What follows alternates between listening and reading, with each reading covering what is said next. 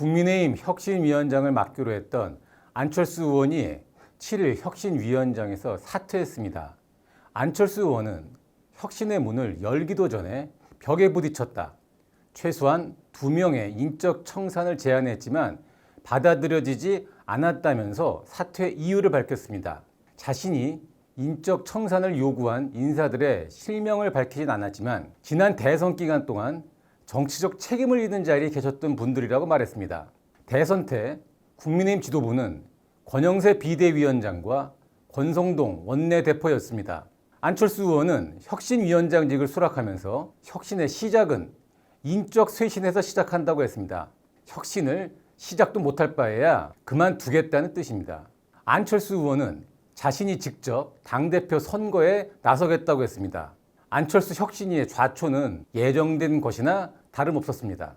국민의힘은 대선 패배라는 민심의 심판을 받고도 당 내부에서는 졌지만 잘 싸웠다는 분위기가 팽배했습니다. 그러더니 계엄과 탄핵에 책임을 져야 할 구주류의 지원을 받은 원내대표가 선출됐고 이들을 중심으로 또 비대위를 구성했습니다.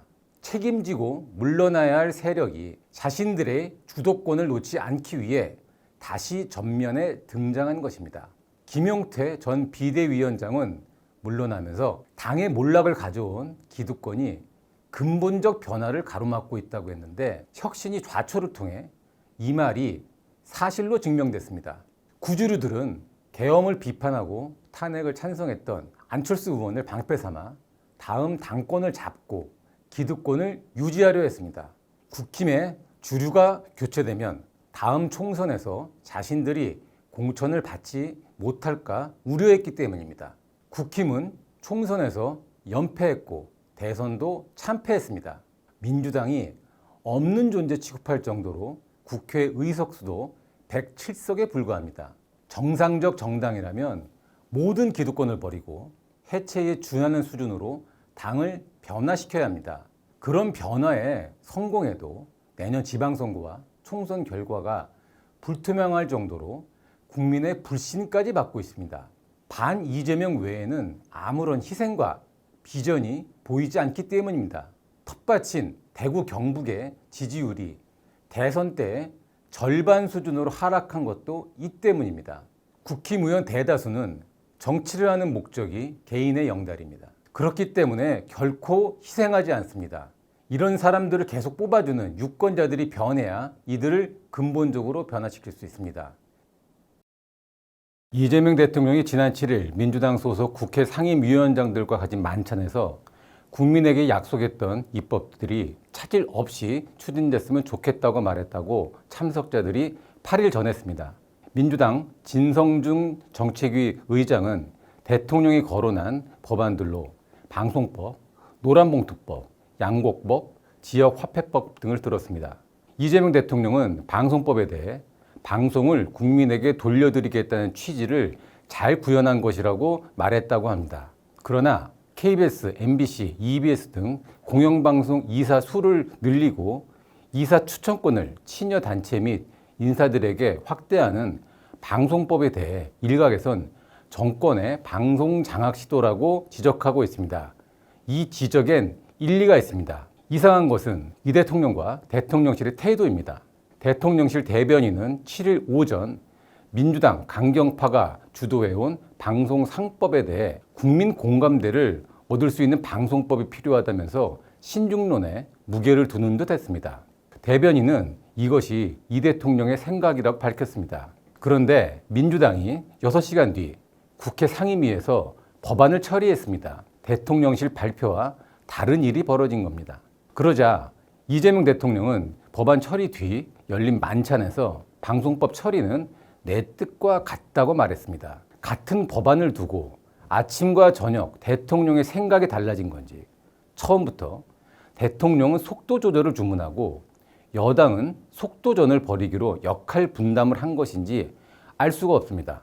방송법과 노란봉투법, 양곡법은 친여 성향 언론노조, 민노총, 농민단체들이 요구한 법안입니다.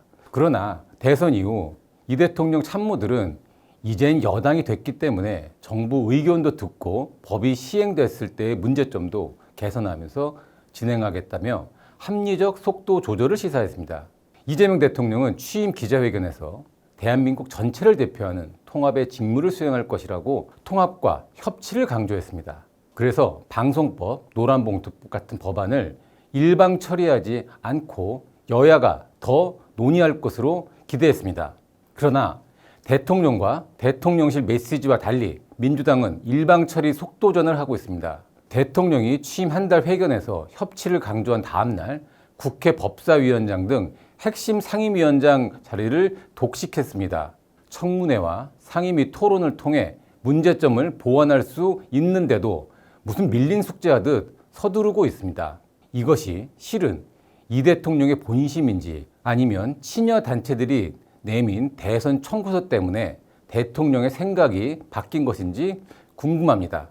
지금처럼 대통령 메시지가 진입하기 어려울 정도로 혼란스럽게 나오면 국정도 혼란에 빠질 위험이 있습니다.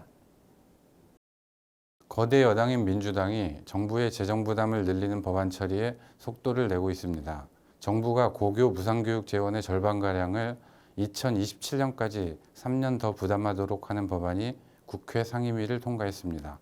지방자치단체가 발행하는 지역화폐에 국비를 지원하는 법은 국회 소위를, 한우농가를 지원하는 이른바 한우법은 본회의를 통과했죠. 이 법안들은 전임 정부가 거부권을 행사했던 법들입니다. 거부권 행사 이유는 돈이 없어 빚을 내야 한다는 것이었습니다. 새 정부가 됐다고 갑자기 돈이 생길 리가 없습니다. 전 정부는 그나마 빚 걱정을 했는데 새 정부는 아예 안 한다는 차이밖에 없는 것이죠. 고교 무상교육비 지원은 연간 4,900억 원 정도입니다. 지금 인구 감소로 학생 수는 줄어드는데 지방교육교부금은 매년 늘어나 남아도는 지경입니다. 시도교육청이 5천억 원은 충분히 감당할 수 있는데도 정부가 또 지원해야 할까요? 또 지역화폐에 대한 국비 지원이 의무화되면 지자체가 경쟁적으로 지역화폐를 발행해 국가 재정에 부담을 줄 수 있습니다. 한우 농가를 재정으로 지원하는 법이 통과되자 돼지와 닭 등 다른 가축 농가도 지원해야 한다는 요구가 커지고 있습니다. 이미 국회에는 한우법과 유사한 내용의 한돈법이 발의된 상태입니다. 민주당은 양곡관리법도 8, 9월에 통과시킨다는 방침입니다. 이 법이 시행되면 예산이 추가로 1조 원 이상 더 들 것으로 추정됩니다. 민주당이 법 일부를 고친다고는 하지만 재정 부담이 크게 줄지는 않을 것입니다. 나라가 처한 사정에 따라 빚을 내서라도 돈을 풀 때는 풀어야 합니다.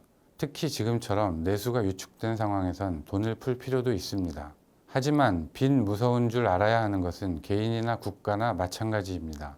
빚을 내더라도 우선순위를 철저히 따져 불효불급한 지출은 자제해야 하는 것이죠. 장기적인 경기 침체로 지난 2년간 87조 원이라는 대규모 세수 구멍이 났습니다. 올해도 최소 17조 원가량의 결손이 예상됩니다. 올해 연말 국가채무는 사상 처음으로 1,300조 원을 넘을 전망입니다. 나라가 빚이 많아진다고 당장 빚 받으러 오는 빚쟁이는 없습니다. 그렇다고 함부로 빚을 늘리다가는 어떻게 되는지 남미와 유럽 국가들이 잘 보여줬습니다. 민주당 내에는 이 문제에 대해 걱정을 하는 사람 자체가 없는 것 같습니다. 민주당 진성준 정책위 의장은 10일 공개회의에서 트럼프 대통령이 방위비 분담금 100억 달러를 요구한 것은 동맹국에 대한 존중이나 예의라고는 찾아볼 수 없는 과도하고 무도한 요구라고 말했습니다. 방위비 분담금은 주한미군 주둔 비용을 한국이 분담하는 것인데 지금은 1년에 11억 달러 수준입니다. 진 의장은 사실관계를 아는지 모르는지 왜곡까지 하고 있어서 실로 유감스럽다. 트럼프 대통령은 한국 주둔 미군을 4만 5천 명이라고 했는데 실은 2만 8천 명이라고 했습니다. 진 의장이 이런 입장을 밝힌 심정은 이해할 수 있습니다. 다만 트럼프가 유일 초강대국으로서 한국의 경제와 안보에 큰 영향을 미치는 미국의 대통령이라는 현실을 고려하지 않을 수 없습니다. 최근 한미 간에는 여러 이상 기류가 감지되고 있습니다. 한미 정상 간 통화는 이 대통령 취임 이틀 만에 이루어졌습니다. 그러나 백악관은 당선 축하 논평에서 대선을 언급하며 중국의 영향력 행사에 우려하며 반대한다는 매우 이례적 언급을 했습니다. 지난달 G7 정상회의로 기대됐던 한미 정상회담은 트럼프가 중동 문제로 귀국하는 바람에 불발됐습니다. 그러고선 아직도 일정을 확정하지 못하고 있습니다. 심지어 위성락 국가안보실장이 직접 미국을 방문해 동맹 강화와 정상회담을 요청했지만 미국 측 반응은 공감을 표했다는 것이 전부입니다. 그마저도 미국 측은 아무 발표도 없었고 위 실장이 미국의 반응이라며 전한 한마디뿐입니다.